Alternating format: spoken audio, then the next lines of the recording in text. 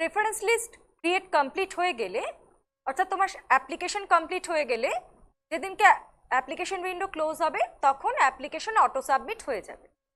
তারপর যেদিন merit list এবং অ্যালোকেশন, সিট অ্যালোকেশন পাবলিশ হবে, সেদিনকে তুমি তোমার ড্যাশবোর্ডে, মানে স্টুডেন্ট ড্যাশবোর্ডে এই জিনিসটা দেখতে পাবে। দেখো, স্টুডেন্ট ড্যাশবোর্ডের ডান দিকে দেখা যাচ্ছে সিট অ্যালোকেশন। যদি তোমার প্রেফারেন্স থেকে কোনো সিট তোমায় অ্যালোকেট করা হয়, তাহলে এই গ্রিন ট্যাবটার মধ্যে তুমি দেখতে পাবে অ্যালোকেটেড। এছাড়া প্রত্যেকটা সিটের এগেনস্টে, প্রত্যেকটা প্রেফারেন্সের এগেনস্টে তুমি দেখতে পাবে অ্যালোকেশন লিস্ট।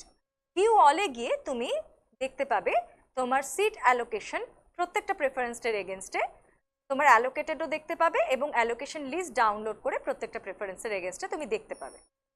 তো ড্যাশবোর্ডে ফিরে গেলে তুমি দেখতে পাবে তোমাকে যে সিটটা অ্যালোকেট করা হলো সেই সিটের এগেনস্টে একটা কংগ্রাচুলেশনস মেসেজ, এবং এরমভাবে লেখা থাকবে টেক অ্যাডমিশন, তার উপরে লেখা থাকবে তোমার অ্যাডমিশন নাম্বার, কোন সাবজেক্টের এগেনস্টে তোমার সিট অ্যালোকেট করা হলো, application number, admission fees, applied on, total course fee, your preference number.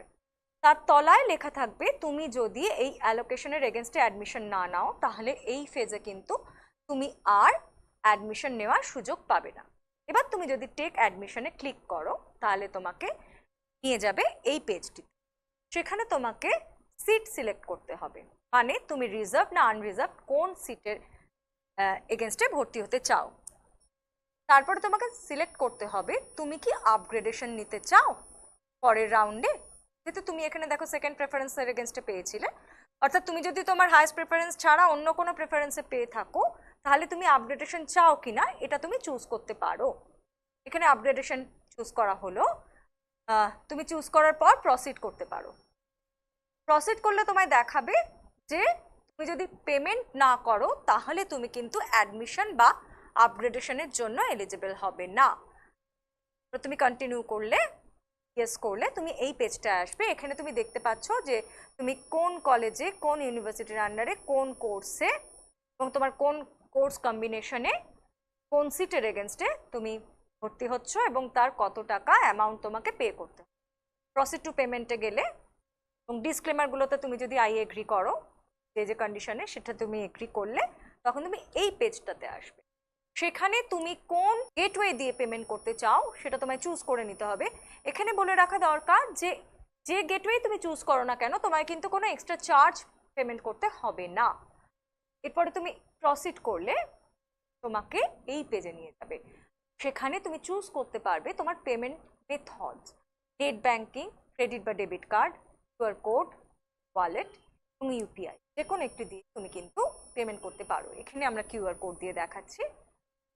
এখানে তুমি যদি তোমার কিউআর কোড সিলেক্ট করো তাহলে কিউআর কোড আসবে এবং এই কিউআর কোডটি স্ক্যান করে তুমি তোমার পেমেন্ট করতে পারবে। দেখো, এখানে কিন্তু একটা এক্সপায়ারি টাইম রয়েছে, মানে নির্দিষ্ট সময়ের মধ্যে কিউআর কোড স্ক্যান করে তুমি যদি পেমেন্ট করো, পেমেন্ট সাকসেসফুল হলে এরকম একটি কংগ্রাচুলেশন মেসেজ তোমরা দেখতে পাবে। সেখানে গো টু ড্যাশবোর্ডে যদি তোমরা ক্লিক করো তাহলে তোমরা তোমাদের ড্যাশবোর্ডে পৌঁছে যাবে।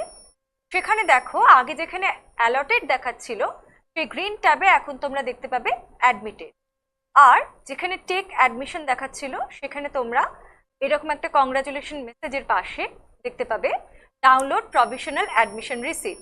সেখানে তোমাদের পেমেন্ট হিস্ট্রি সবটাই থাকবে। আর সেখানে যদি ডাউনলোড প্রভিশনাল অ্যাডমিশন রিসিটে তোমরা ক্লিক করো তাহলে এরকম একটি প্রভিশনাল অ্যাডমিশন রিসিট তোমরা পাবে।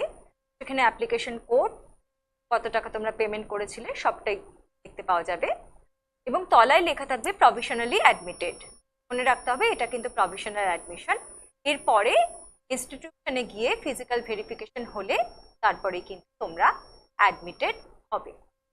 অ্যাডমিশন প্রসিডিওর এখানেই শেষ হলো।